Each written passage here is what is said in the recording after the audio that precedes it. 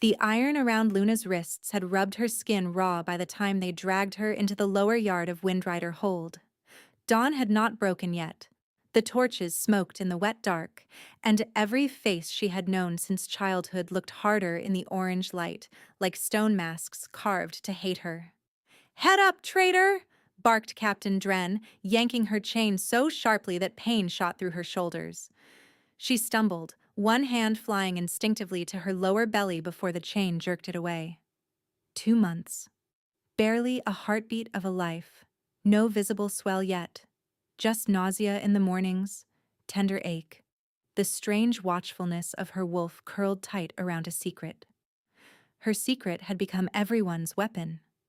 Someone in the crowd spat. It landed on her cheek.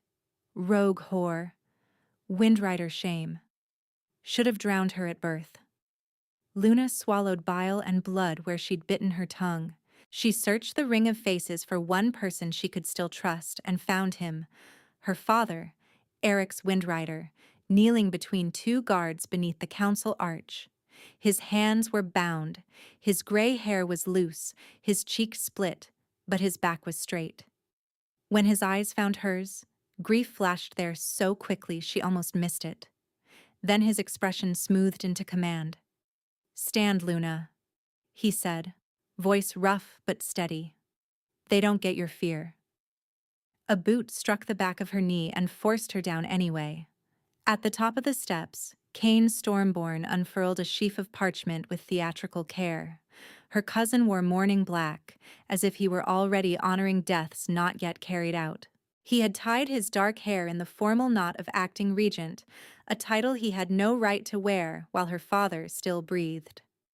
"By authority of the Emergency Council," Kane announced, his voice ringing through the yard, "we present evidence that Councillor Eric's Windrider and his daughter Luna Windrider conspired with rogue packs along the eastern scar." Murmurs turned into snarls. Kane held up a letter bearing her father's seal. Luna saw it and went cold. The wax was Windrider blue. The signature looked like her father's hand. The words were poison. Troop routes, grain stores, moon taxes, all promised in exchange for rogue support. Forged. Perfectly forged. "It's false," Luna shouted, lunging against her chain. "You know it's false." Kane turned his face to her with practiced pity. "Luna, don't make this uglier. You were seen crossing the river border 3 nights ago. I was gathering moonroot for the infirmary." "From rogue ground?" He clicked his tongue. "And carrying a rogue's pup?" The yard erupted. Luna's wolf slammed forward, claws scraping the inside of her skin. "Mine," the wolf snarled. Not about Kane, about the tiny life she could feel in instincts deeper than thought. Protect. She fought to keep from shifting in chains. "I carry no rogue child." Kane smiled, thin and private. "No? Then name the sire." Silence punched through her. She couldn't. Not because she wanted mystery or scandal, because there had been no chosen mate. Only one stolen night under festival mead and moonlight with a male whose scent she never traced after the raid alarms scattered everyone. She had been trying to understand it herself, trying to tell her father before Kane struck first. Her hesitation was enough. "You hear!" shouted Elder Maeve. "She cannot name him. Polluted blood." "Banish her," another elder hissed, "and strip Windrider from her." A woman she had trained beside for 6 years stepped forward and hurled a clod of frozen mud at Luna's chest. "My brother died at Red Fork because of leaks. If your father sold us, I hope the king hangs him twice." Luna looked to her father again, desperate for denial, for outrage, for the sharp command that could cut through madness. Eric's met her gaze and gave one almost invisible shake of his head. "Don't speak. Stay alive." Kane rolled the parchments closed. "At first light, I ride for Mooncourt with the accused counselor and his daughter. Alpha King Marcus Thornwood will issue final judgment for high treason." The words hit like ice in her lungs. No. No, no. Thornwood law on treason was simple and public. Dawn Blade, witnessed by court. She knew the decree. Everyone did. Her father had helped draft half the kingdom's legal code before Marcus became king. He would be executed by the law he had respected. And the girl? Asked Elder Maeve. Cain looked at Luna with mock deliberation. Given her condition and disgrace, exile to outlaw lands unless the king orders mercy. Mercy. In this court, mercy meant dying slower. They hauled her upright and marched her toward the dungeons. As she passed her father, his shoulder brushed hers for one heartbeat. His scent, pine smoke, steel polish, winter wind, flooded her with childhood memories of training circles and council fires and hands that had never struck her. "Remember who you are," he whispered so low only she heard. Then they were separated by stone and iron. The cell stank of damp straw and old fear. Water dripped somewhere beyond the bars, counting time in hollow taps. Luna sat with her back to the wall, ankles shackled, trying to breathe through waves of nausea and panic. Each time she closed her eyes, she saw a dawn blade falling. She had maybe 6 hours before sunrise. 6 hours before Mooncourt made an example of her father. "You need a plan," she told herself. Think. Could she break the chain? No room to shift fully. Could she call her wolf for strength and tear the ring from stone? Maybe, if she didn't black out from the iron's silver inlay searing her skin. Could anyone in Windrider still be loyal enough to help? She cycled through names and crossed them out one by one. Most had already thrown stones. Bootsteps halted outside her cell. Not a guard's heavy rhythm. Too smooth. Cain stepped into view holding a lantern and a covered tray. He looked almost gentle. That made him monstrous. "Couldn't sleep, cousin?"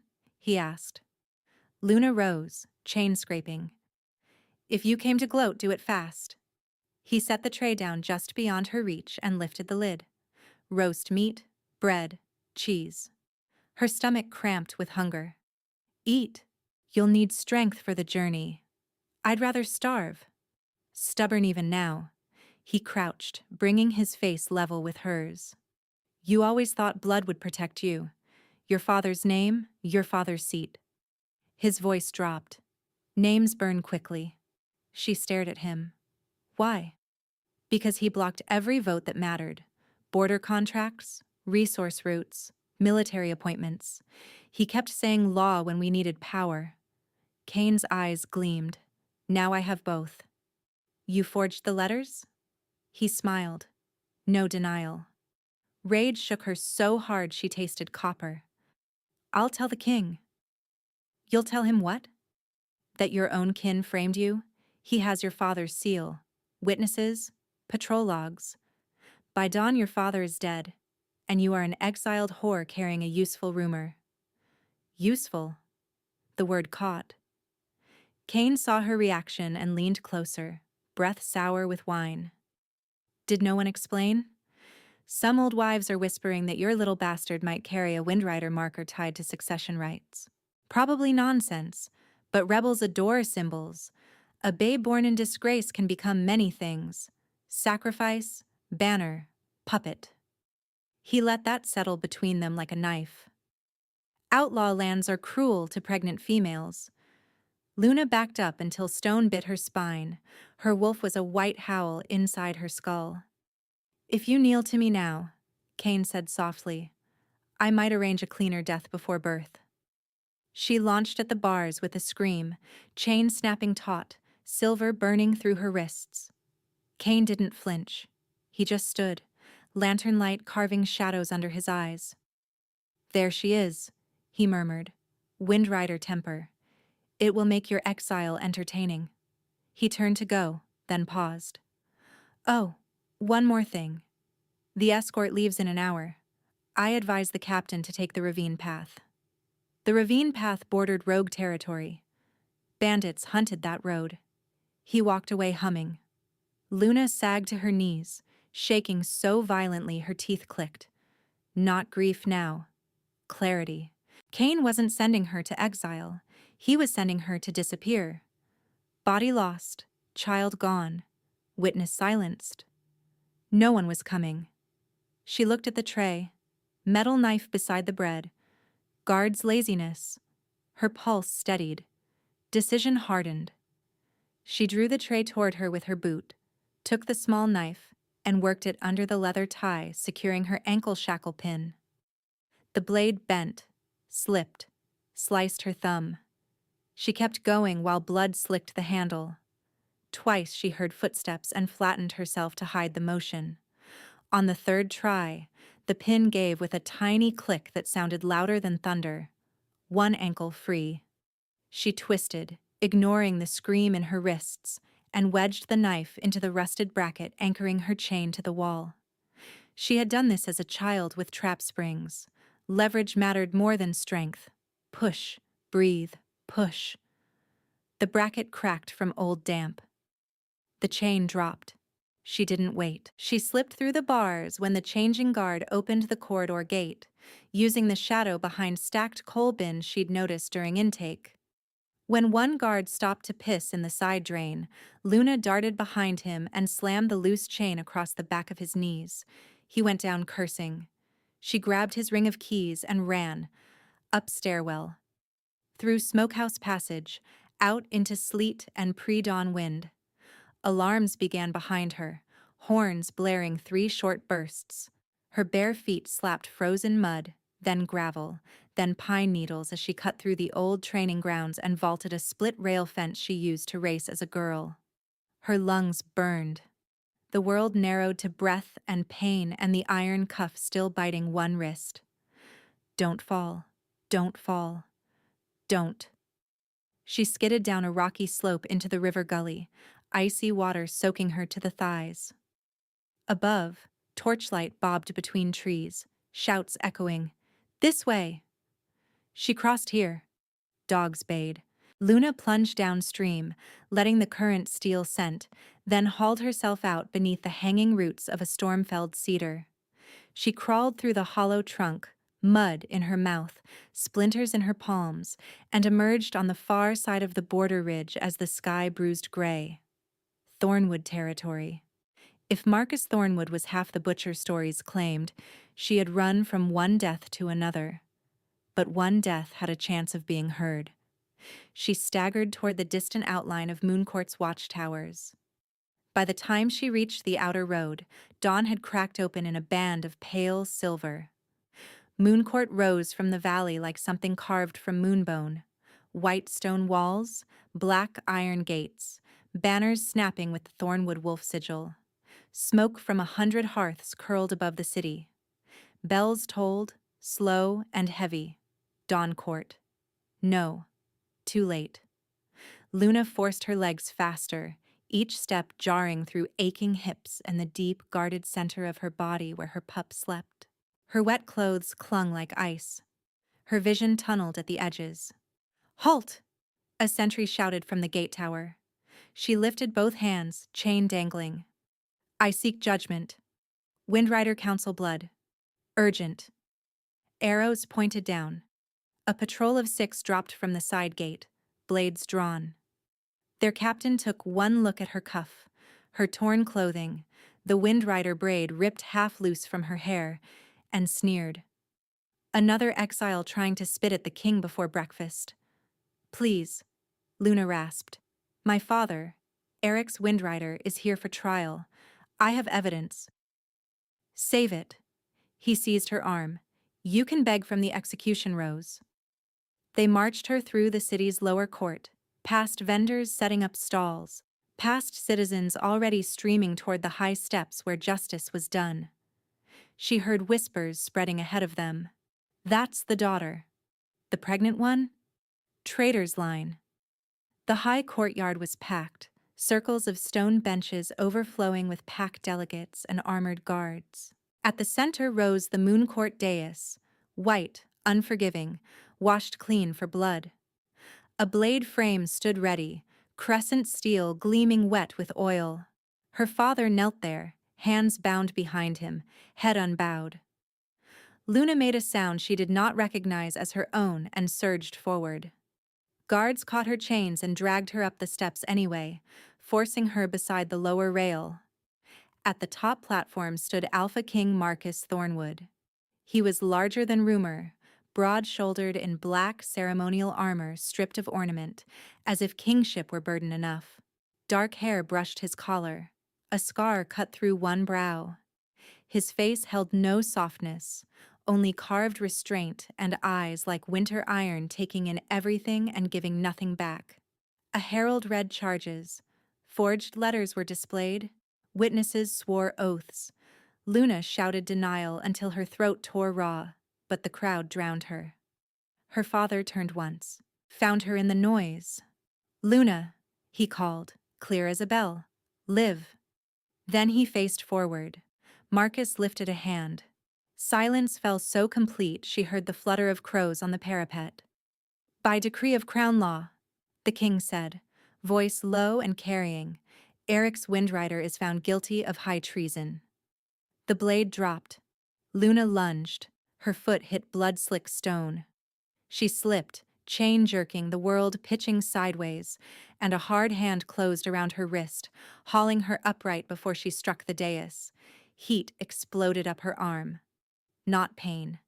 Something deeper, hotter, ancient as moonpull and marrow. Her wolf slammed against her skin with a feral cry. Mine. Storm cedar and iron flooded her senses, dizzying and impossible, and she looked up straight into Marcus Thornwood's face from inches away. He had gone utterly still. His pupils blew wide, black swallowing silver. For one stunned heartbeat his grip gentled, thumb shifting over her pulse as if she were breakable glass instead of a chained traitor slick with another male's blood. The courtyard vanished. Grief, fury, shock, and a wild, traitorous thread of recognition tore through her all at once. The Alpha King executed her father, and her wolf had just recognized him as mate, and her wolf had just recognized him as mate. Luna ripped her wrist from Marcus's hand as if his touch had burned her, though the heat he left behind kept blazing under her skin. Her breath came in sharp, ragged pulls. The world slammed back into focus in brutal pieces, the white stone dais, her father's body collapsing in a crimson spill, the crowd's roar returning like surf after a deafening silence. "No." The word tore out of her throat raw. She dropped to her knees in blood and reached for her father, chain clattering, but guards hauled her up before her fingers could find his shoulder. Marcus did not move for a heartbeat. Then she saw it, the minute flare of gold in his eyes, gone almost before she could name it. A predator's tell, a wolf's answer. His jaw flexed hard enough to stand out beneath his skin. He drew one sharp breath through his nose, as if scenting the same impossible truth she had. His gaze locked to hers again, cold iron wrapped around wildfire, and the pull between them tightened, visceral and sickening. Her wolf surged, frantic, reaching toward him despite everything. Mine. The word inside her was not human, not reasonable, not sane. He killed father. Her grief struck like a hammer. She shoved the bond sense down so violently her head spun. "Get your hands off me!" She snarled at the guards, fighting until one twisted her cuffed wrist and pain flashed white. Cain Stormborn stepped forward from the witness tier, lips curved in measured disdain. "Your Majesty, the daughter's guilt is plain. With respect, sentence should be immediate." "Treason breeds treason!" Luna lunged at him hard enough to drag two guards half a step. "You forged them! You forged every letter!" "Enough," Marcus said. He did not shout. He didn't need to. Silence dropped across the courtyard. His attention shifted to Cain first, unreadable. "You will speak when addressed, Stormborn." Cain dipped his head, but irritation flickered in his eyes. Marcus looked down at Eric's Windrider's blood on the stone, then to Luna's face. She expected contempt. She found something worse. Focus. Not on her chains. On her. as if she had become the center of a problem he hadn't anticipated. "Remove her from the execution rail," he ordered. A murmur rippled through the benches. Kane's smile thinned. "Sire, protocol?" Marcus turned his head slightly. "Do not mistake my restraint for invitation." Kane shut his mouth. Two royal guards moved to pull Luna back, but Marcus lifted a hand again. "Not the lower cells. North Keep, third-floor chamber. Double watch." The crowd erupted. "Why is she breathing?" "She carries rogue seed." "Hang her with the corpse." Luna stared at him in disbelief, fury shaking through her limbs. "You butchered him, and now you play merciful?" His gaze snapped to hers, flint hard. "Take her." She fought all the way down the dais steps, slipping once in the blood she couldn't stop seeing. As the guards dragged her past the lower platform, she twisted and screamed at Marcus with everything left in her chest. "I will never kneel to you." His expression didn't change, but his voice followed her across the court. "Then stand. You'll need it." They didn't put her in a dungeon. That alone unsettled her more than iron. The chamber in the North Keep had tall, narrow windows, a wash basin, a bed big enough for two wolves, and a door banded in steel from the outside. It still locked with a heavy bar she heard drop each time the guards changed. By noon, everyone in Mooncourt knew she had survived execution day. By sunset, everyone had an opinion why. Luna paced until nausea drove her to sit. Sat until panic drove her pacing again. Every time she closed her eyes, she saw her father's head bow under the blade. Every time she opened them, she smelled storm cedar and iron like a phantom pressed against her throat. "Mate." She pressed both palms to her temples. "No." Her wolf paced restlessly beneath her skin, not denying it, not comforting. Just aware.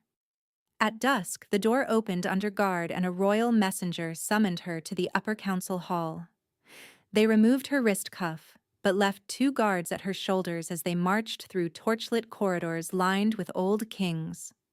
Inside, the chamber was crowded. Elder delegates, military captains, scribes, and Kane, standing just left of the moonstone pillar in formal black. Marcus sat the high seat at the crescent table, forearms braced on carved oak, expression carved from winter. "Luna Windrider," the herald announced, and spat the name like it tasted foul. She lifted her chin anyway.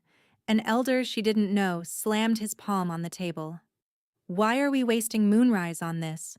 Her sire died by lawful decree. Cast her out before her bastard becomes a rally flag." "Agreed," said another. "Outlaw lands by dawn." Kane sighed theatrically. "No one here enjoys this, cousin, but mercy must bow to stability." Luna laughed once, broken and bitter. "From you, that word is rot."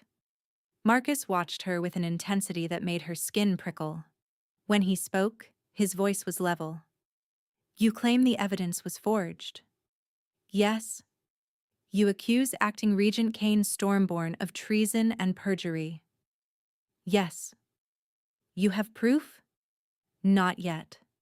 Shame and rage battled in her chest. "But I know my father's hand. I know his oath. He would not sell routes to rogues." Kane spread his hands. "Grief invents stories." Luna whipped toward him. "You visited my cell. You told me exactly what you planned." A few heads turned. Kane gave an injured smile. "Sire, this is desperation. Ask the guard logs. I never left my quarters." Marcus's gaze flicked to his captain. "Verify." The captain bowed and stepped back, face guarded. Silence stretched. Luna could feel everyone waiting for Marcus to end it. Instead, he rose. The shift in the room was immediate, wolves lowering instinctively under alpha weight even before he pushed power. He descended 2 steps from the dais until he stood level with Luna, close enough that the bond snapped taut again, a living wire between ribs. Her pulse stuttered. His did too. She could hear it, traitorous and steady. By crown law, Marcus said for all to hear. A condemned bloodline seat does not dissolve. It stands vacant until succession or dissolution hearing. Cain frowned. Your Majesty. Marcus continued as if he hadn't spoken. Eric's Windrider's council throne is therefore unclaimed. The chamber went still. Luna stared at him. Marcus's eyes held hers, unreadable but unflinching. You are offered a crown bargain, Luna Windrider. Accept sanctuary under my authority and assume your father's vacated council seat while the charges are tested. You will remain in Mooncourt, under watch, and you will answer every question put to you. Refuse, and I uphold the Elder's petition. Exile at dawn to outlaw lands. No protection. The room exploded in protests. She can't sit counsel. She's a traitor's get. She carries contamination. Marcus didn't even look at them. Choose. Luna's throat worked. Sanctuary beside the man who had executed her father. Or exile where Cain's hunters would tear her apart before first moonrise. She curled a hand over her lower belly, tiny life fluttering only in instinct and fear. Her father's last word, live. I accept the seat, she said, voice shaking only once, then stronger. Not for your mercy, for truth.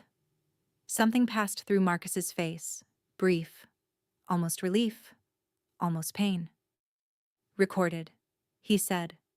Cain's gaze slid to her, and for the first time she saw naked hatred there. Luna met it and did not look away. Night came hard and moonless. By the third bell, Luna had managed 2 mouthfuls of broth and no sleep.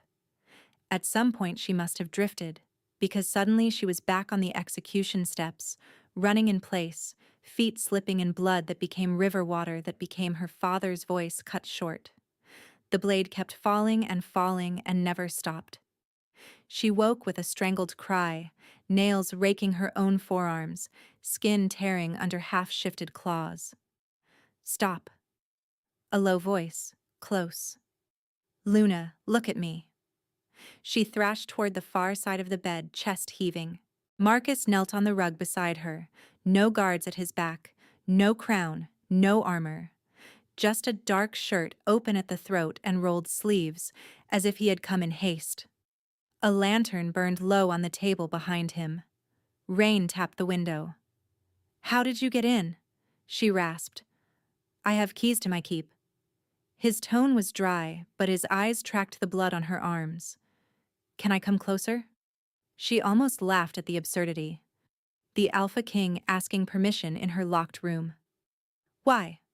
She snapped. To finish what you started?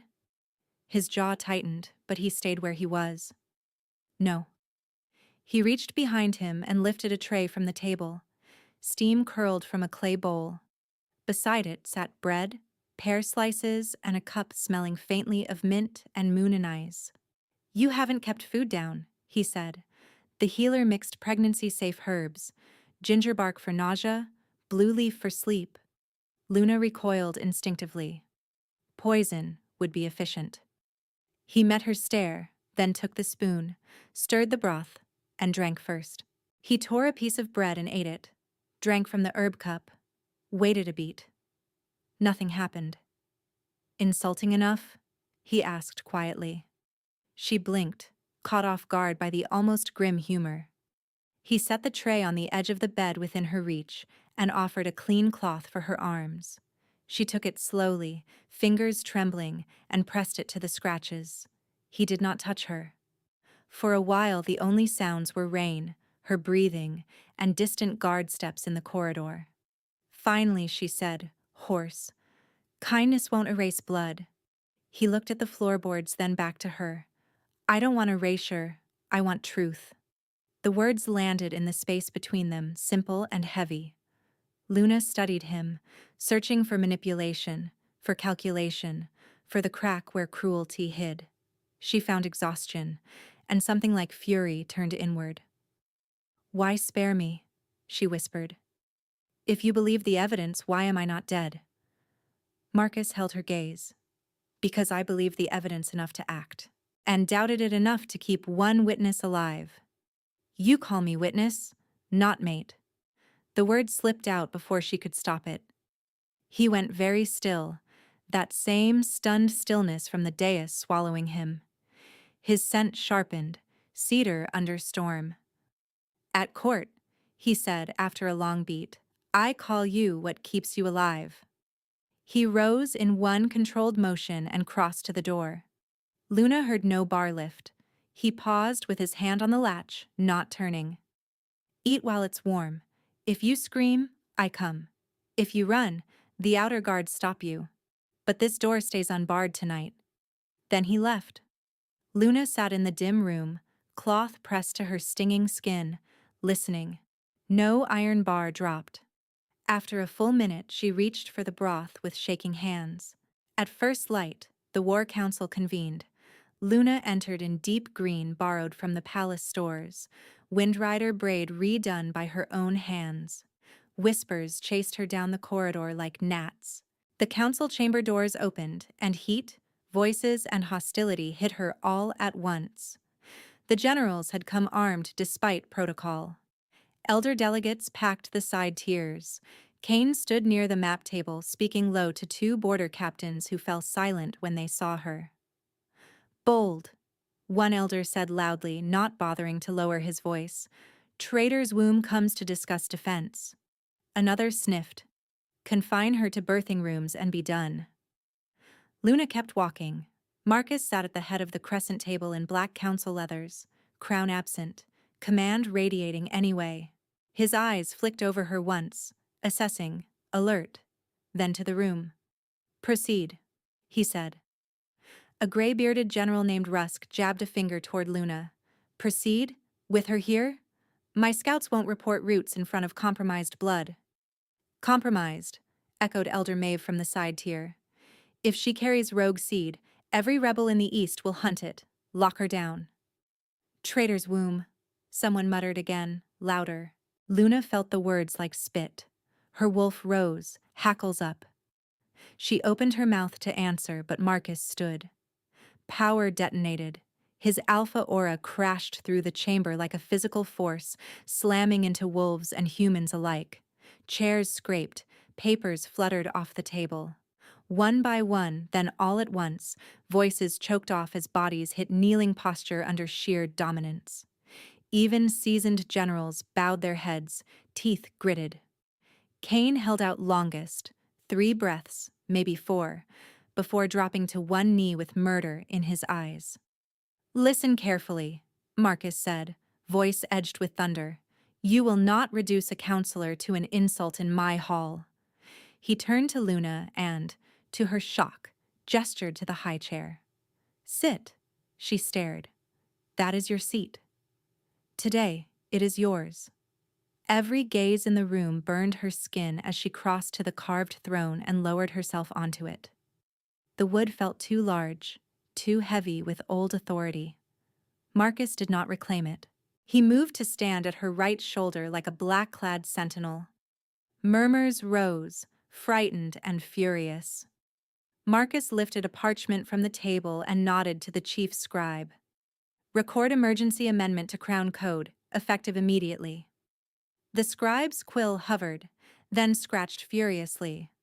By my authority, Marcus said, each word precise. Any threat, spoken, implied, or enacted, against the unborn heir currently under Crown protection, shall constitute treason against the realm. Gasps cracked across the hall.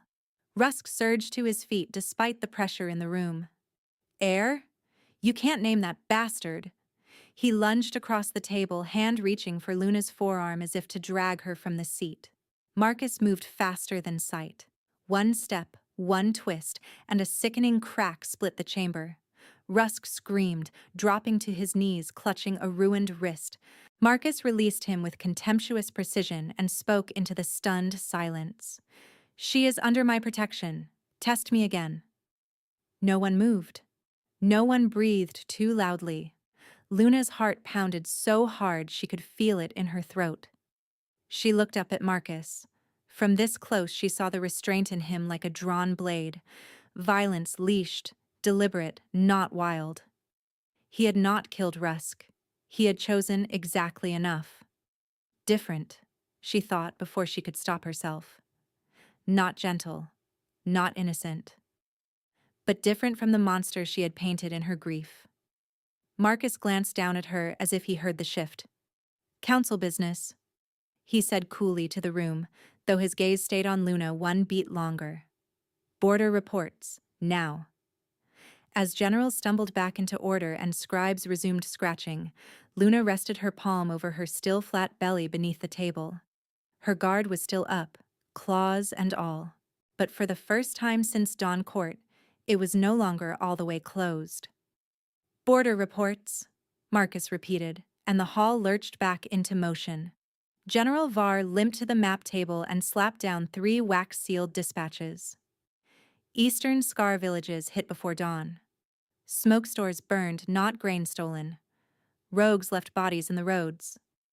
"Which villages?" Marcus asked. "Dunhollow, Pike's Ford, South Bracken." Luna leaned forward in the high seat, pulse still loud in her ears from Rusk's scream. 3 points were marked on the kingdom map, widely spaced but struck within the same bell. Not random. Timed. Kane stepped beside Var and planted 2 fingers on the eastern edge. "They're probing our weak flank. We should move 2 city cohorts east by nightfall." "That leaves the capital undermanned," Captain Ilya said carefully. Kane gave a grim smile. "Better thin walls here than open throats at the border." Murmurs of agreement rolled through part of the chamber. Luna studied the markers again. The villages weren't strategic storehouses, they were signal ridges. Her father had used them in winter drills because fires there could be seen for miles. "They didn't come for supplies," she said. Half the room bristled at her voice, but Marcus tilted his head. "Go on." She stood, ignoring the way knees shifted and eyes narrowed. If rogues wanted food, they'd raid river granaries. If they wanted hostages, they'd hit trade roads. They burned ridge settlements. That's message fire. Testing response times, map visibility, and panic spread. Kane laughed softly. "Or perhaps they're simply savage." Luna looked straight at him. "Savage doesn't strike 3 ridges at the same bell without route intel." Silence sharpened. Marcus's gaze slid to Kane. "Who had access to the last border patrol rotations?" Kane didn't miss a beat. "Acting Regent Office, War Scribes, and your captains." "Names," Marcus said. The scribe started listing them, quill racing. Luna caught one detail as each dispatch was passed up for inspection. The outer wax was royal black, but the underseal thread was dyed with stormborn violet, almost invisible unless the light struck it. Not proof, but a scent memory stirred. Violet dye and clove oil on the forged letters at Windrider Hold.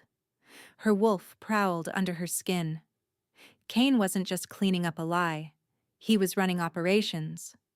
By the time the council adjourned, orders had split forces east, exactly as Kane wanted, though Marcus kept 1 city cohort back despite protests. As wolves filed out, Luna rose from the high chair on shaky legs.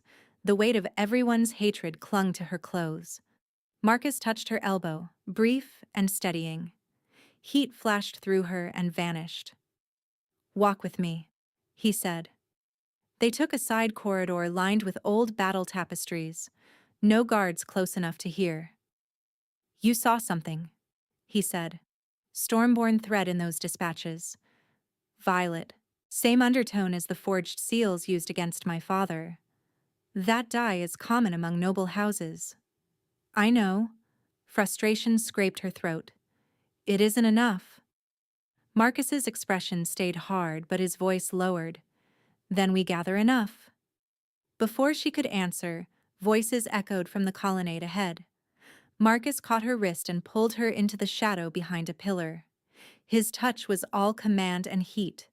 Her wolf surged at the contact, then stilled at his sharp look toward the voices. Kane rounded the corner with a cloaked male Luna didn't recognize, scarred jaw, foreign braid beads, rogue-cut boots hidden beneath court wool. They stopped 10 paces away, unaware. Too soon, the stranger muttered. Your king still holds the capital. Kane's smile was a knife. He holds stone. I'm taking loyalty. The rebel alphas want certainty. They'll have it at Eclipse. Kane adjusted his cuffs, unhurried. Border strikes keep him stretched. Meanwhile, I keep feeding them proof of his weakness. The stranger snorted. Weakness? Kane flicked his gaze down the hall, then lowered his voice. Luna strained to hear. He spared the Windrider girl after executing her sire. Defended her in council. Broke a general for touching her. Kane's mouth curled. He's mated or close enough to be blind. Tell your alphas the Alpha King can be led by his throat. Luna's stomach went cold. And the unborn? The stranger asked. The old marker rumor is spreading.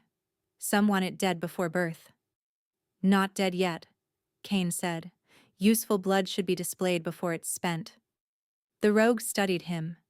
You promised us a gate on Eclipse night. You'll have one. Kane's eyes gleamed. Mooncourt fractures from inside first, then we divide the carcass. Footsteps approached from the opposite hall. Kane and the rogue separated smoothly, vanishing through different arches. For a moment, Luna and Marcus stayed frozen in shadow. When Marcus released her wrist, his hand shook once before he curled it into a fist. Did you hear enough? She whispered. Enough to know he's moved beyond ambition. Marcus's voice had gone flat with controlled fury. He's at war with the throne. And with me. His eyes snapped to hers. Yes. By evening, pressure tightened from all sides. Marcus called only 3 people to the strategy chamber. Luna, Captain Ilya, and the chief intelligence scribe, Talia Marrow. The room smelled of ink, hot wax, and rain-damp wool. Ledgers covered the table, rows of troop movements and supply tallies. Talia pushed a stack toward Luna. These are border reimbursements signed through Stormborn channels. Luna flipped pages fast, eyes burning. Same numbers repeating under different villages.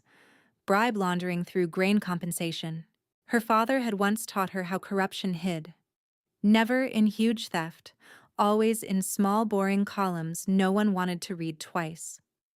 Here, she said, stabbing a line item.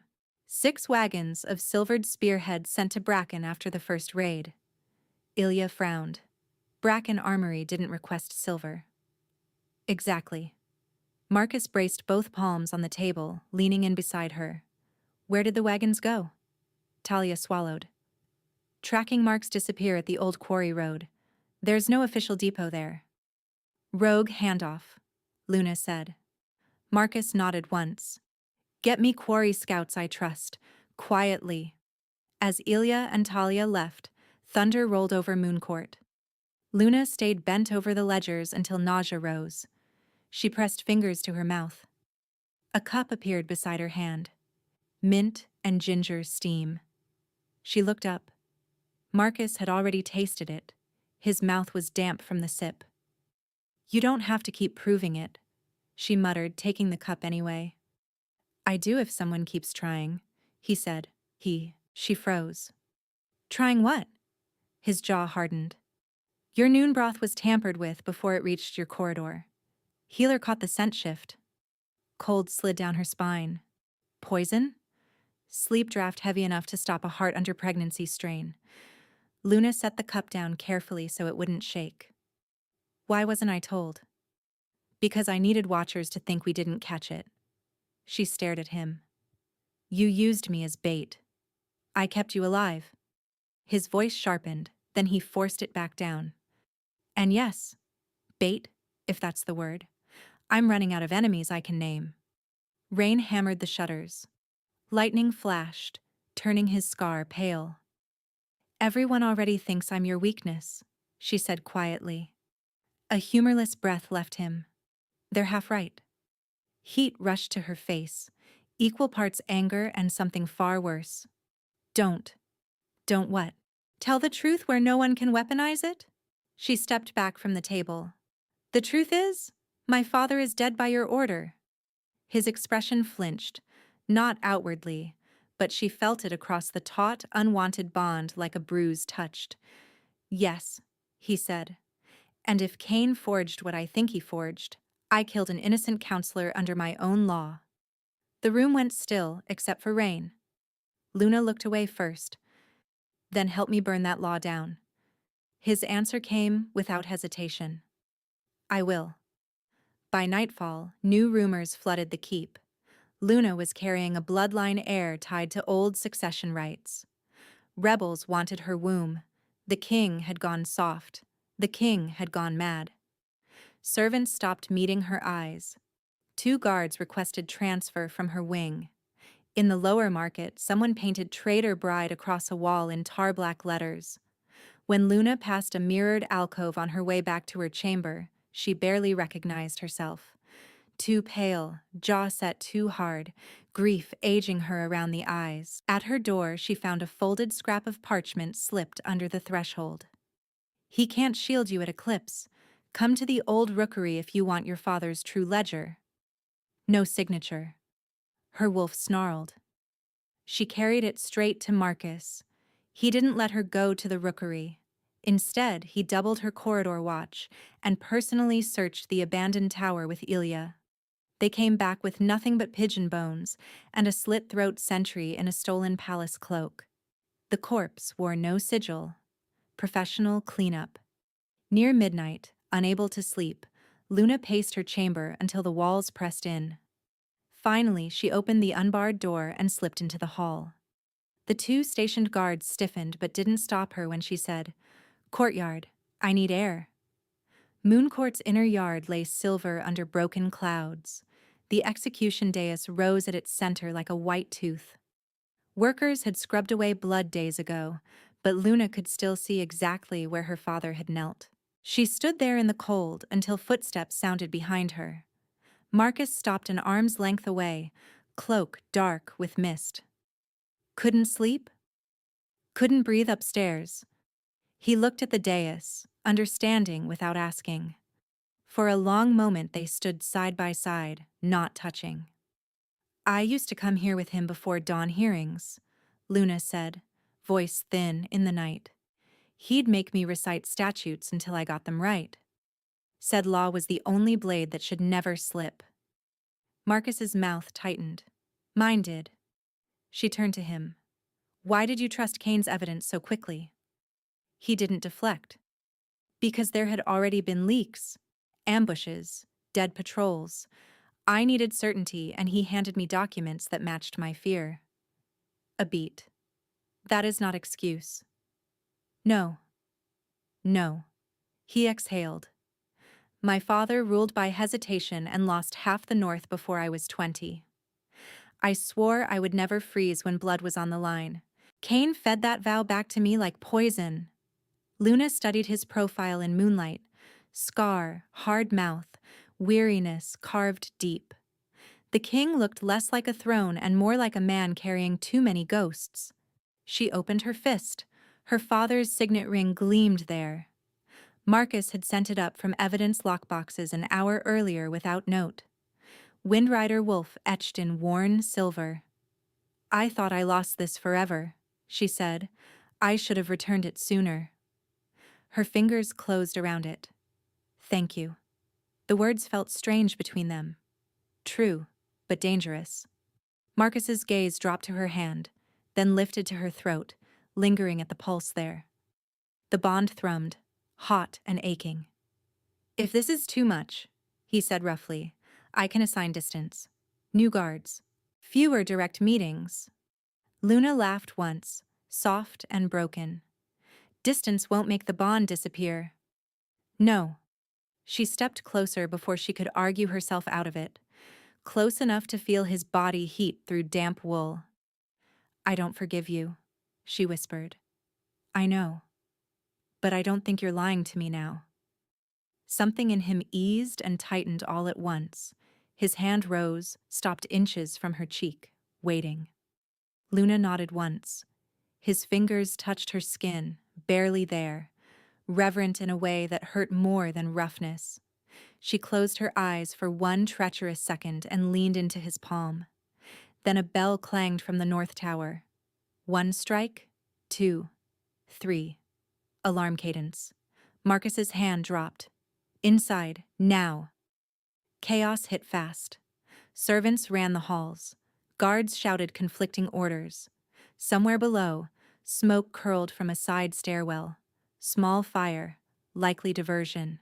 Luna had just reached the second landing when a page in royal livery skidded toward her, breathless.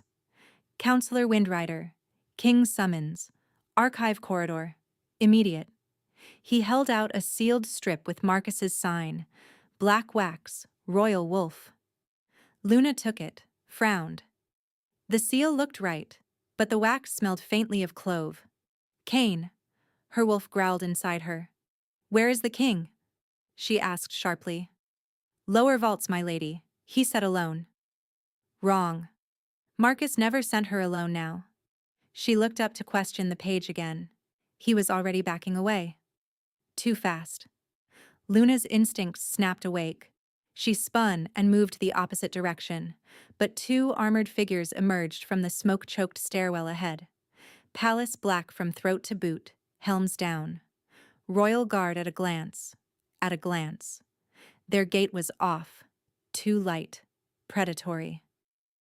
Counselor, one called. This way. Silver flashed in his gauntlet seam. Luna ran. Boots thundered behind her. She tore down a service corridor lined with old banners, shoved through a tapestry door, and burst into the disused archive gallery. Shelves, dust, moonlight through narrow slits. Dead end. The first attacker hit the doorway a breath later, drawing a silvered blade long and thin made for piercing. The second circled left, cutting off retreat. Orders changed, the first said, voice muffled. No witness. He lunged straight at her abdomen. Luna twisted on instinct. The tip sliced her side instead of her belly, fire ripping across her ribs. She grabbed a fallen shelf hook, half-shifted claws punching through her fingertips, and slammed the iron into his visor slit. He reeled. The second attacker came in low with a short knife. She kicked his knee sideways and felt bone give, but he still caught her shoulder and drove her into a shelf hard enough to rattle her teeth. Pain flared. Her wolf roared. She smelled her own blood. Hold her, hissed the first, recovering. Make it look like struggle. Like struggle. Like she'd forced the king's hand.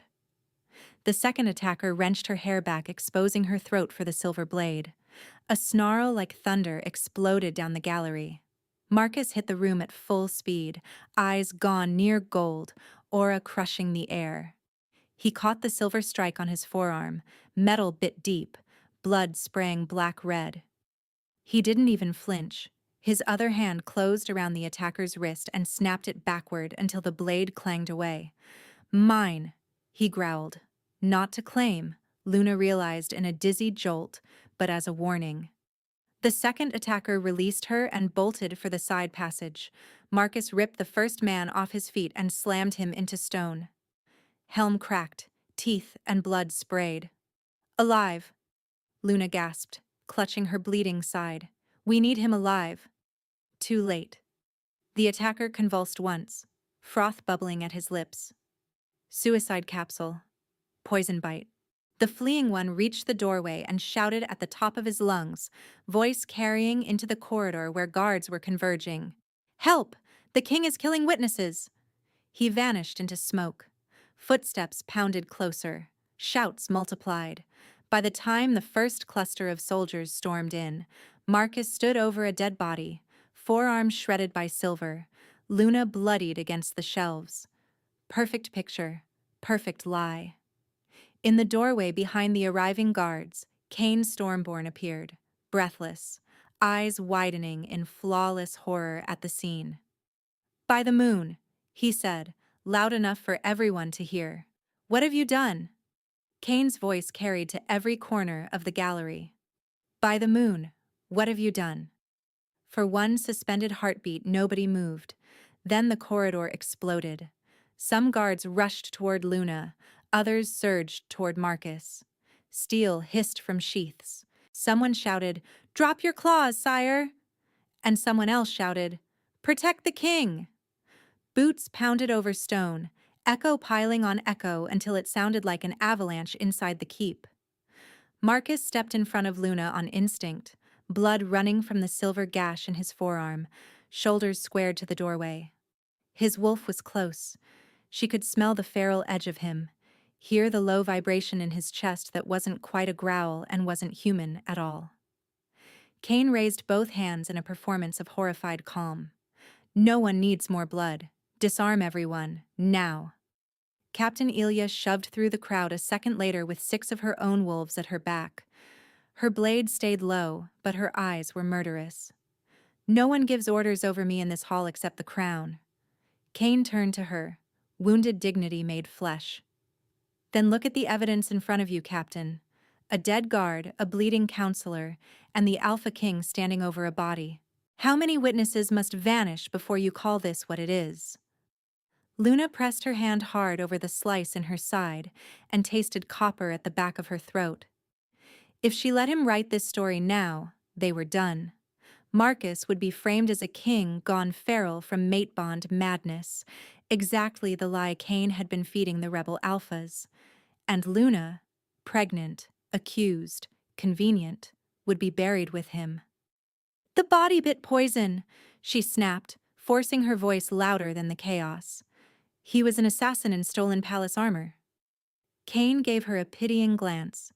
"Of course. And the king's wound?" "Silver blade," Marcus said coldly, "caught in defense of Counselor Windrider." A lieutenant at Cain's shoulder barked, "Why would assassins attack her in the king's private wing unless someone wanted her silenced?" Cain lowered his head like he mourned the answer. "Because she knows too much." Luna saw it then. 3 of the men nearest Cain wore royal black, but their boots were wrong. Rogue-stitched soles, soft for running stone. Infiltrators already inside the keep. Not rumor. Not theory. Coup. Outside, bells began again. Slow, massive, undeniable. Eclipse bells. Cain's mouth curved as he listened. "The packs are already gathering at the Moonstone Court for eclipse rites. They'll demand account for this. For everyone's safety, I recommend the king be confined until the tribunal can evaluate his judgment." He said confined like it was mercy. He meant dethroned.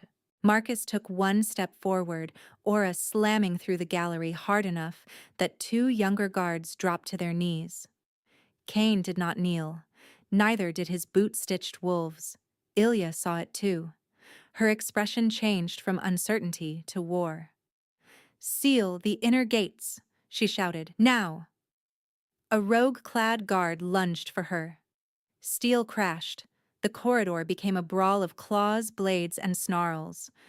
Marcus grabbed Luna's uninjured arm and dragged her backward into the archive alcove as a spear shattered against the shelf where her head had been. "You're bleeding." "I'm breathing." She jerked free enough to face him. "Cain's moving tonight. Eclipse challenge." "I know."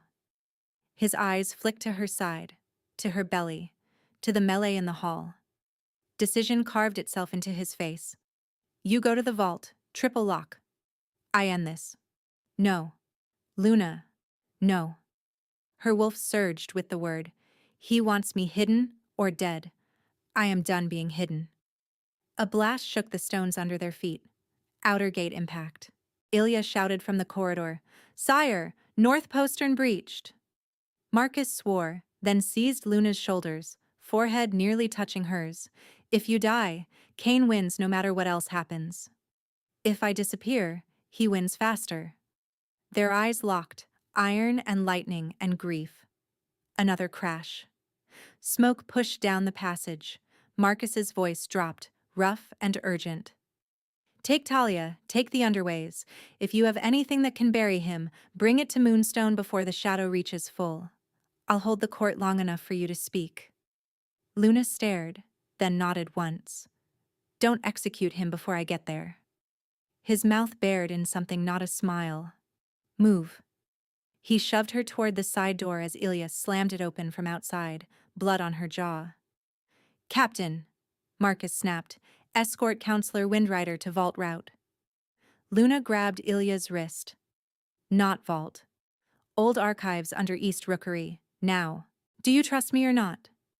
Ilya hesitated exactly 1 second, then jerked her chin. This way. Behind them, Kane's voice rose over clashing steel, smooth as oil. See how he sends her into shadows? Witnesses always vanish in shadows. Luna did not look back. The old rookery stairs were half collapsed and choked with soot. Talia Marrow met them at the base, hair coming loose from its knot, arms full of ledgers wrapped in oilcloth. You're alive, she breathed when she saw Luna, then clocked the blood at her waist and blanched. Moon above. No time, Luna said. Tell me you found it. Talia shoved one oilcloth bundle into Luna's hands. Stormborn bribe records, patrol reroutes, and this. She held up a narrow iron case stamped with Windrider sigil. Was hidden behind a false shelf in your father's old legal chest. Needed your signet to open. Luna stared at the case, pulse hammering. I don't remember that chest. Your father didn't advertise where he kept knives. Ilya peered up the stairwell, listening to distant fighting. We have maybe 20 minutes before Kane locks Moonstone and declares emergency rule. Then we use the tunnels. Luna slipped her father's signet ring onto her finger. It fit like memory and ache. The tunnel mouth beneath the rookery looked like a grave. Stone teeth, damp air, darkness thick as wool. Most of Mooncourt believed the Windrider scout routes had collapsed in the old quake. Her father had once brought her here at 12, lantern light on his grin, and said, "Never trust a map everyone else can read." She pressed the signet into a hidden notch in the wall. Mechanisms groaned. A slab shifted open with a sigh of dust. Ilya swore softly. Thought this was myth. So did Kane. Luna ducked inside.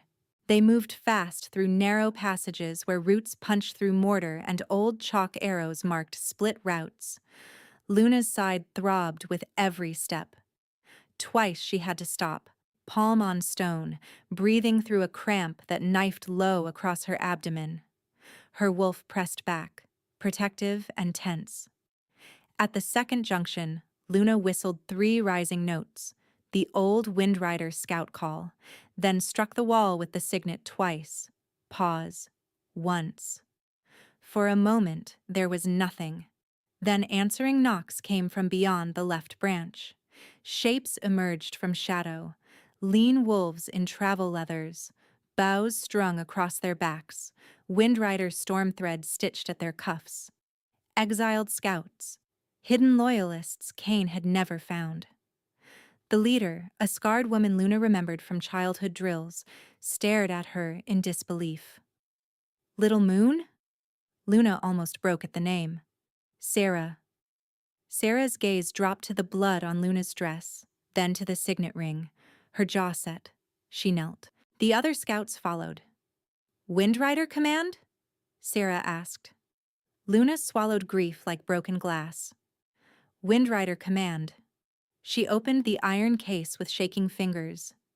Inside lay rolled parchment sealed in her father's hand and a moonglass prism used for court projection. Her breath hitched. He knew, she whispered. He knew Kane would come for him. Talia took the first ledger, flipping pages at speed. Ink analysis notes, duplicate seals, bribe transfers to rogue proxies. Gods, he documented everything. Luna looked at Sarah. Can you get to Upper Moonstone Tiers unseen? Sarah grinned, wolf sharp. We built half those crawlways. Then we end this in public. Ilya shifted, uneasy. If we push into Moonstone now, you're walking into a battlefield while pregnant and half bleeding. Luna met her eyes. He tried to erase me in a cell, in exile, in a corridor. I will not be erased from my own name. The eclipse bells boomed again, deeper now, shadow sliding over light. Luna wrapped the ledgers in her cloak, tucked the moonglass prism against her ribs, and straightened despite the pain. Let's go take back my father's court. Moonstone Court was chaos under a darkening sky. Thousands packed the circular tiers, pack delegates, citizens, armed wolves, rebel alphas with foreign braids, palace guards bleeding into the same stone as rogues in scavenged armor. Above them all, the moonstone dais gleamed pale. A single slab of ancient mineral shot through with silver veins that brightened as the moon's face dimmed. Cain stood atop it in ceremonial black, voice magnified by ritual acoustics. And for the safety of the realm, I invoke emergency regency until the Alpha King can be judged by blood oath for dereliction and witness murder. A roar of approval answered from the rebel side. Loyalists shouted back. Fights sparked in the lower tiers. Marcus stood at the foot of the dais with Ilya's front line around him, forearm bandaged, armor streaked with blood. His aura held a perimeter but couldn't quiet thousands split down the middle. Cain lifted his hands for silence, basking. Bring forth the Windrider woman if she still lives. Let all see what weakness has cost us. Right here. Luna's voice cracked across the court, amplified by the moonglass prism Syrah braced behind her like a mirror catching moonlight. Heads snapped toward the east arch as Luna strode out flanked by Windrider scouts, and Talia carrying ledgers high. A gasp rippled through the tiers. Cain's face went blank for half a second before composure slammed back into place. How brave. Escaping the vault to perform grief. Luna climbed the steps one at a time, every movement sending pain through her side and low belly. She did not hide it. Let them see what survival cost. At Eclipse, she called, voice ringing. Challenge by evidence is lawful before challenge by blood. You know that, Stormborn. You rewrote half the citations yourself. Murmurs, elders exchanging glances. Cain smiled thinly. And your evidence is what? Tears? Talia stepped forward and opened the first ledger. Syrah angled the moonglass. Lines of script blazed into the air above the court. Enlarged columns, seals, dates. Luna pointed. Bribes routed through false border reimbursements. Rogue payments hidden as silvered spear allotments. Here. She flipped to another page, projection shifting. Ink composition analysis from my father's legal archive. The letters used to condemn Eric's Windrider were written with clove-cut gall ink mixed in Stormborn violet, 2 days after the date stamped on them. Forged. The court hissed like a struck nest. Cain laughed too loudly. Fabrications. Anyone can write numbers in a book. Luna held up the blood-sealed pact from the iron case. Then maybe not this. She broke the wax. A parchment unfolded, stained dark where thumbprints had pressed blood into the fibers. The projection caught every mark. Cain Stormborn's sigil beside 3 rogue alpha signs and terms dividing Mooncourt territory after an eclipse assault. Silence dropped like a blade. Then uproar. You sold us. Someone screamed. Traitor! Rebel alphas shouted denials. One tried to bolt. Windrider scouts dropped from side ledges and pinned him before he reached the stairs. Cain's mask cracked. Seize her!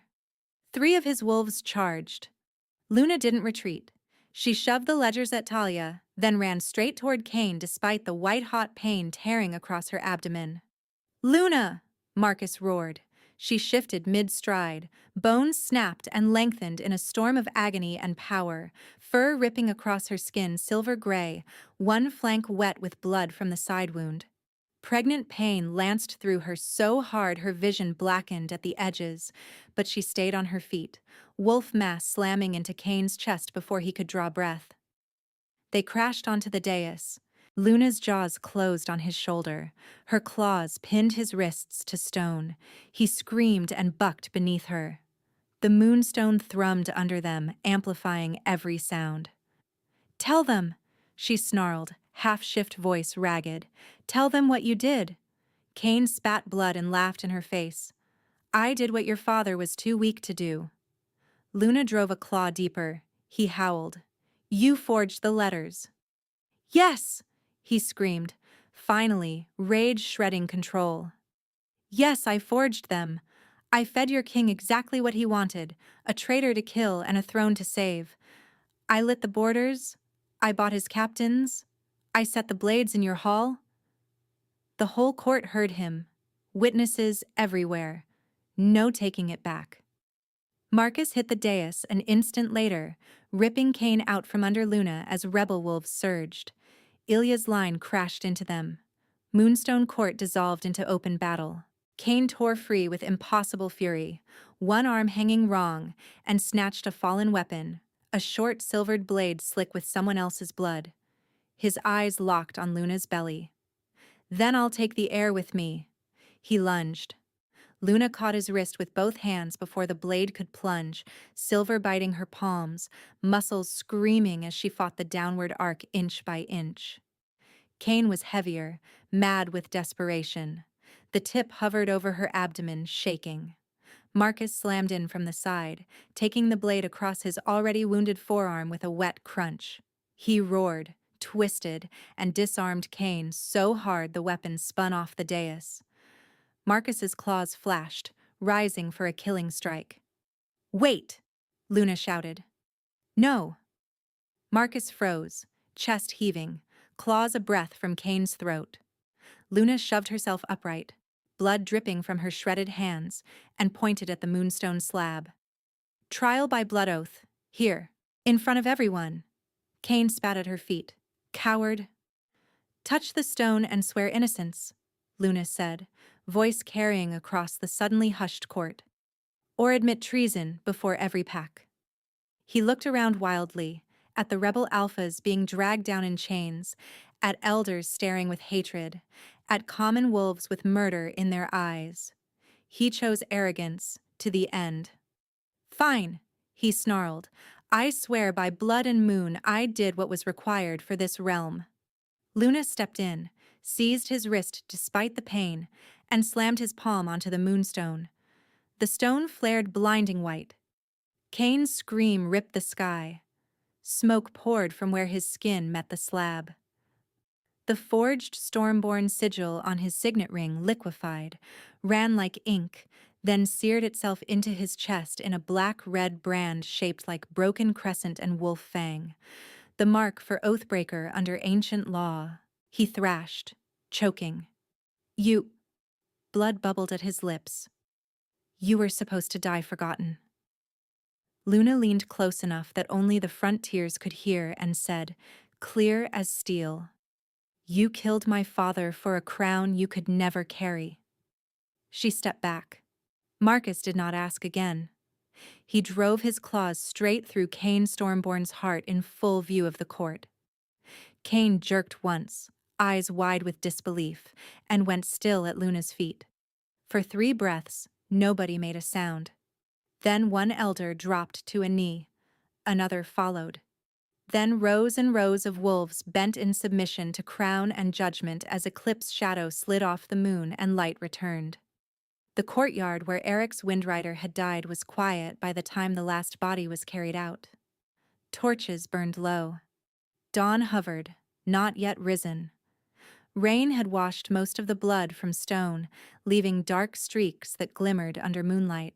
Somewhere behind the walls, healers shouted for bandages and scribes argued over prisoner names. Here, there was only wind and 2 wolves breathing. Luna stood on the execution steps with her father's signet warm on her hand, fresh bindings around her side and palms. Marcus approached slowly from the archway, his forearm wrapped in linen already stained through, jaw shadowed, eyes exhausted and feral all at once. He stopped a pace away. Did not touch her. "You should be in the infirmary," he said. "So should you." A rough, almost smile touched his mouth and vanished. "I have captains counting the dead. I have ghosts counting louder." Silence. The bond between them hummed raw and bright after battle, after blood oath, after nearly losing everything. Luna could feel his pain under her own, his restraint, the terrible tenderness he kept leashed because she had not chosen him. Not yet. She looked at the stone where her father had knelt. Then she looked at the male who had killed him, who had been used as blade and admitted it, who had bled to keep her and their unborn child alive, who had stood back when she demanded justice in her own voice. "No chains," she said quietly, lifting her chin and baring the junction of neck and shoulder. "Only choice." Marcus went utterly still. "Luna, I know what you are to me." Her voice shook once, steadied. "I know what you did. Both are true. I'm not erasing either. I'm choosing what we build after." His hand came up, trembling, and hovered near her throat. "If you say stop, I stop." She nodded. "I want this." His eyes blazed molten gold for a heartbeat. Then he stepped in, one hand cradling the back of her neck as if she were precious, the other braced at her waist without pressure on her wound. He pressed his forehead to hers first, breathing her in, giving her one last second to refuse. She didn't. His lips brushed her skin. Then his fangs slid in, slow, deliberate, at her mating gland. Pain flared sharp and electric, a white line through flesh into marrow. Luna gasped and clutched his shoulders. The pain broke open into heat almost instantly, molten and flooding, pouring down her spine and outward through every nerve. Her wolf threw back her head inside and howled with fierce joy. Mine. The word wasn't possession, it was recognition, anchoring. Marcus made a low sound against her throat, half growl, half reverence. "Yours," the bond answered, deep as thunder, and she felt it. His memory flashes, jagged and brief.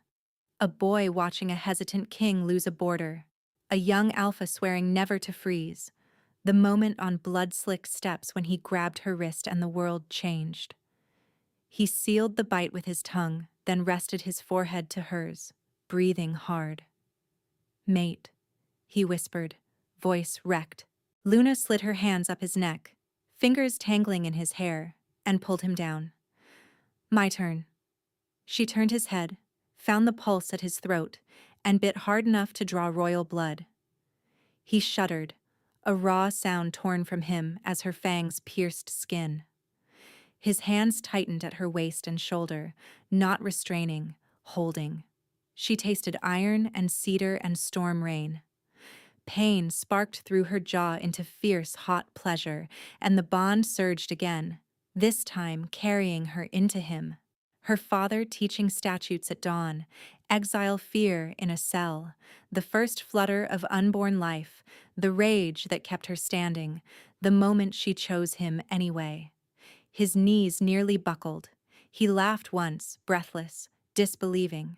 When she released him, twin marks burned on both their throats, igniting silver gold under skin.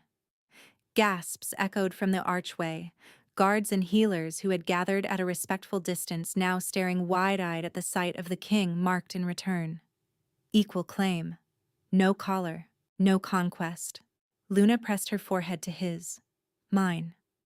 Marcus's eyes closed. "Yours." Together, in the same place where death had taken from her, they whispered the oath as dawn wind lifted around them. By blood, by moon, by will, never abandoned again. He gathered her in carefully, one arm around her shoulders, one hand splayed over the small curve of her abdomen. Through the completed bond, the frightened flutter there steadied into a calm, warm pulse. For the first time since her chains touched Mooncourt stone, Luna felt entirely held. The tribunal convened at dawn 2 days later in full session, no closed doors. Mooncourt's high hall was packed. Elders, captains, scribes, village delegates from Dun Hollow and Pike's Ford and South Bracken, widows in mourning gray, wounded wolves with bandaged arms, even rogues who had surrendered under white flag for testimony. Kane's body was gone. His brand sketch hung above the record table instead. Luna sat beside Marcus on equal height seats, throat-marked, Windrider green over formal black. When the herald announced her new style, Luna Windrider, recognized royal mate and acting Windrider matriarch. The room shifted, some resentful, some relieved, none able to deny what the marks made law. First case, Marcus said, voice carrying. Stormborn collaborators. Captain Dren was dragged forward in chains, face bruised, eyes darting. Luna remembered his hand yanking her chain in Windrider Yard. Dren swallowed. I only followed Regent orders. You altered escort routes to the ravine path, Luna said, reading from Talia's ledger. Knowing outlaw ambush waited. Dren looked down. Name the other route officers, she said. He hesitated, then cracked. Names spilled. 2 gate captains, 1 quartermaster, Elder Maeve's nephew on courier duty.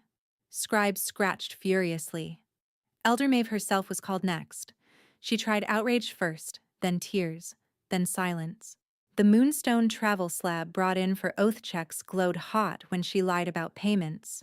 By the 3rd burn, she confessed to taking Stormborn grain silver in exchange for council votes against Luna's confinement appeal.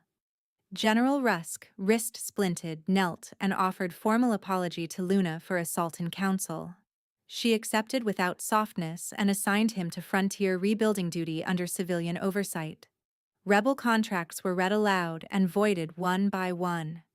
Villages burned in Kane's diversions received immediate reparations, grain wagons, roof timber, healer allotments, and tax relief sealed with both Crown and Windrider signets. Luna signed each order herself. When the hall thinned near noon, Marcus rose with a final decree parchment in hand. Crown Law 12, execution by Dawnblade on treason evidence without Moonstone verification, is hereby dismantled, he said, each word deliberate. No future sentence of death for treason will be carried out without dual review, forensic seal audit, and blood oath examination where possible. A murmur rolled through the chamber. Shock, argument, then grudging assent. Marcus turned toward the east windows where first light hit the floor. I failed that standard. Eric's Windrider died for it. He looked to Luna, not away. At tomorrow's dawn court, a memorial stone will be raised in his name. I will stand witness. Luna held his gaze, throat tight. So will I. The next dawn, they stood together in the execution courtyard. Where the blade frame had once been bolted, masons had set a smooth pillar of pale granite veined with moon silver. Carved into it, Eric's Windrider, counselor, lawkeeper, father. May truth outlive haste. Luna laid her palm against the cold stone. Marcus laid his over hers. No speeches, just wind, light, and a silence that felt like respect rather than erasure. By midday, Mooncourt filled again for coronation. Not a replacement queen? There had never been one. A new office written overnight by law and ink and necessity. High Queen Consort. Co-ruling authority in civil tribunal and border code, with independent command over maternal protections and asylum rights. The crown they placed on Luna was lighter than Marcus's iron circlet, forged in white gold with storm-etched wolves at the temples. When Ilya set it on Luna's head, the captain's stern face softened for the first time. Try not to make me break more generals, Ilya muttered. Luna huffed a laugh. No promises. Talia read the new maternal protections clause aloud to thunderous approval from the lower tiers and scandalized silence from 2 old-line elders. No pregnant wolf, mated or unmated, noble or common, may be exiled to outlaw lands without tribunal shelter offer and healer review. Luna signed first, Marcus signed second. As the hall erupted, Marcus leaned close enough for only her to hear. Ready for the rest of our lives, mate? She took his hand and set it over the small, still hidden curve beneath her gown. A tiny flutter answered from within, there and real and alive. Luna smiled, fierce and bright. Ready, my king. Not king, he murmured, eyes on hers, bond warm and steady between them. Partner. Outside, Bells rang not for execution, but for judgment survived, for law remade, for a kingdom learning at last that strength without mercy is only another kind of ruin. And in the high hall, marked throat to marked throat, Luna and Marcus stood together as moon and sun shared the same sky.